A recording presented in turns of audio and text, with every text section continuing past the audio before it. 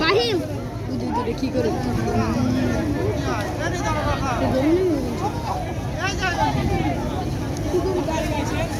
এটা শীতলক্ষা নদী।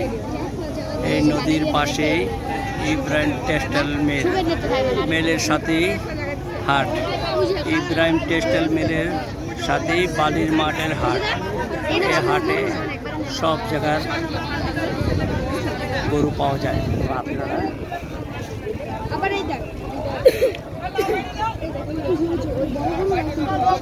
বিভিন্ন ডিস্ট্রিক্ট থেকে এই গরুগুলো আসছে দেখেন।